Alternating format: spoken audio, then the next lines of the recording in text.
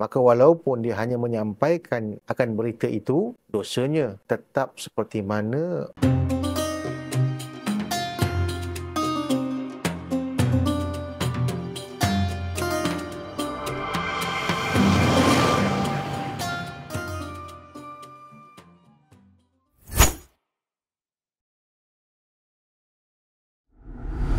Assalamualaikum warahmatullahi taala wabarakatuh. Alhamdulillah wassalatu wassalamu ala Rasulillah wa ala alihi wa sahbihi wa man tabi'ahu amma ba'd. Hadis kita pada hari ini bertajuk bahaya menyebarkan keburukan. Bismillahirrahmanirrahim.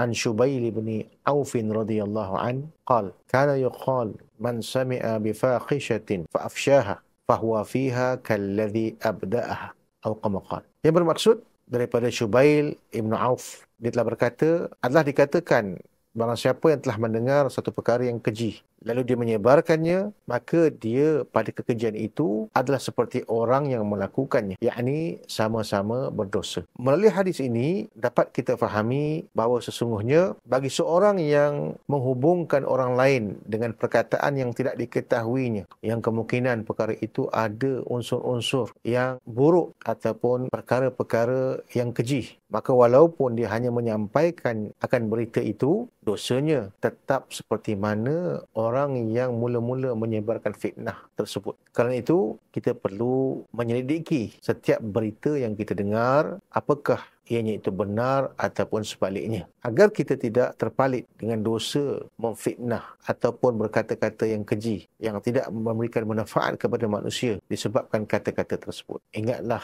bahawa sesungguhnya nanti ketika mana kita berhadapan dengan Allah SWT, maka di waktu itu mulut kita akan ditutup, dibiarkan tangan dan kaki kita berkata-kata, menyaksikan di atas apa yang telah kita lakukan, dan di waktu itu kita tidak akan dapat lari daripada segala bentuk kesalahan, walaupun kadang-kadang kesalahan itu tidak kita lakukan tetapi dilakukan oleh orang lain. Namun apabila kita menyampaikan atau menyebarkan keburukan itu, sama seperti orang yang melakukan pada permulaan fitnah tersebut. Kita hati-hati dengan fitnah-fitnah ini, terutama di akhir zaman, yang berita ini boleh menyebar luas dalam masa yang begitu singkat sahaja. Wabillahi alam. Assalamualaikum warahmatullahi taala wabarakatuh.